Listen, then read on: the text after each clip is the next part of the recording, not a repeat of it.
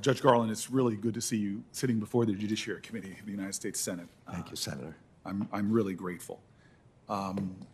If you don't mind me starting a little bit with philosophy, there's the MICA mandate, which I'm not sure by your expression you know, but you've heard it before. It's do justice, love mercy.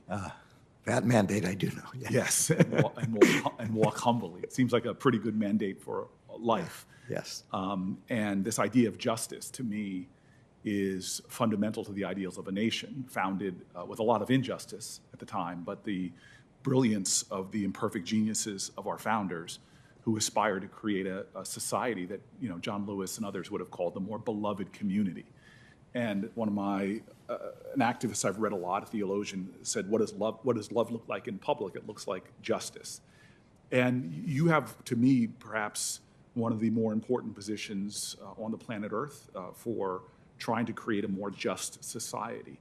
And the issues of race, and I was really grateful that you, in your opening remarks, talked about your agency actually coming about to deal with issues of justice in our nation. I want to talk to you about white supremacist violence, which has been mentioned a lot. But before I get there, I'm actually concerned with something that I consider pernicious and very difficult to root out, which is the realities of implicit racial bias that lead to larger systemic racism. Now, I've been kind of stunned that the issue of systemic racism has become something argued over, but if I can just walk you through for a second, does our justice system treat people equally in this country at this point? Sadly, and it's plain to me that it does not. And I'm going to stop you there. I mean, Brian Stevenson says we have a criminal justice system that treats you better if you're rich and guilty than if you're poor and innocent, because one's finances make a difference often with what kind of justice one gets. Is that correct? Senator, there's no question that there's disparate treatment in our justice system. Mass incarceration is a very good example of this problem. We're incarcerating 25%, almost 25% of the world's population, and we have something like 5% of the world's population. I don't think that is because Americans are worse.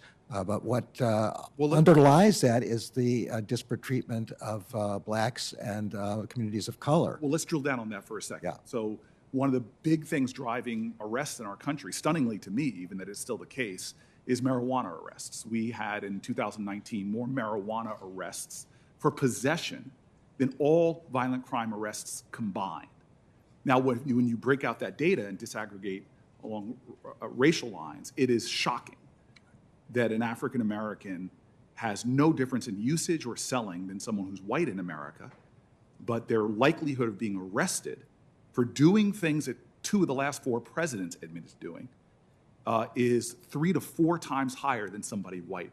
Is that evidence that within the system there is implicit racial bias? Yes or no, sir? Well, it's definitely evidence of a disparate treatment in the system, which I think does arise out of implicit bias. Unconscious bias, maybe, sometimes conscious bias. And I think that's the fair point. Unconscious or conscious, nonetheless, it results in a system.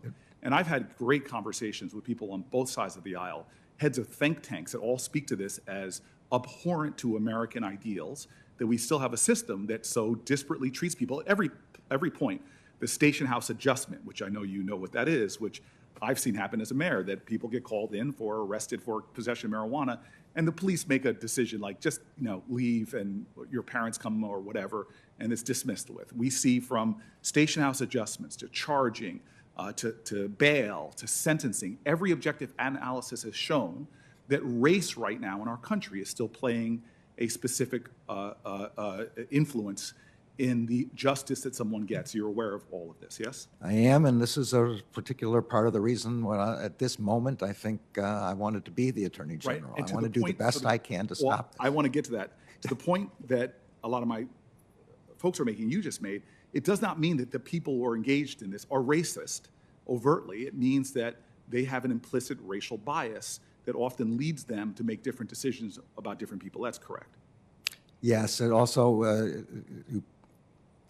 the marijuana example is a perfect example that you've given here. Here's a nonviolent crime that, with respect to usage, that does not require us to incarcerate people. And we're incarcerating at different rates, significantly different rates of the different communities, and that is wrong. And it's the kind of problem that will then follow a person for the rest of their lives. It will make it impossible to get a job. It will lead to a downward economic spiral for their family. Right. And so to that point, and now to your point I cut you off on before, now I would like to give you a chance to answer to that.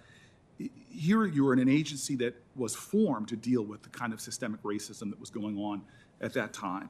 When you have disparate use of the law, where you see African Americans being churned into the criminal justice system, where it is concentrated in certain communities and not in others, where it has, as the American Bar Association says, 40,000 collateral consequences on the lives of those African Americans, where they can't get loans from banks, they can't get jobs, they can't get certain business licenses, where it is so dramatic that there are estimates that it costs literally to African Americans in the persistence of a wealth gap in our country, where black families have 1/10 the wealth of white families. If you just look at the impact of the law and the disparate impact on just marijuana, it is estimated to cost African American communities in this country billions of dollars more. My question to you now is, assuming this position where you are called upon for that MICA mandate, what are you going to do about this outrageous injustice that persists and infects our society with such a toll on black and brown communities? Right. So there are many things that the Justice Department has to do in this regard, and I completely agree that the disparate results with respect to wealth accumulation, discrimination in employment, discrimination in housing, discrimination in healthcare availability, all of which we all see now in the consequences of a pandemic, which affects communities of color enormously more with respect to infection rates, with respect to hospitalization, and ultimately to death. So one set of things we can do is the mass incarceration example that I began with. We can focus our attention on violent crimes and other crimes that put great danger in our society, and not allocate our resources to something like marijuana possession. We can look at our charging policies and go and stop charging the highest possible offense with the highest possible sentence. I was taught in law school never to interrupt a judge of your I don't think it applies. So forgive me. I would like to end with this question, and then my time is up. Yeah. You've talked to me a lot about your thoughts about this, and I've been really inspired. But it gets back to your conviction in this issue and your determination to go down at a time when our nation needs this, to go down as one of the great leaders when it comes to dealing with the daily unconscionable injustices faced by some Americans and not others at the hands of law enforcement. And I think that one thing you said to me privately particularly motivated me to believe you when you talk about your aspirations. And I'm wondering if you could just conclude by answering the question about your motivation and maybe some of your own family history in confronting hate and discrimination in American history. Yes, Senator. So, I come from a family where my grandparents fled anti-Semitism and persecution.